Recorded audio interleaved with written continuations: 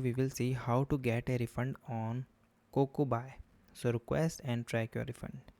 So guys, first of all, check the eligibility and initiating the refund. So before starting, always review your Kobe refund policy. So log in into your Kobe account on your website. Go to the my order and the order history. Locate the specified order you wish to refund. Click the request refund, return refund.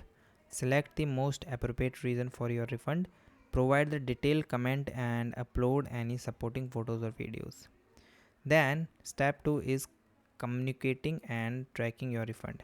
After submitting your request, clear the communicating and diligent tracking are crucial for successful refund.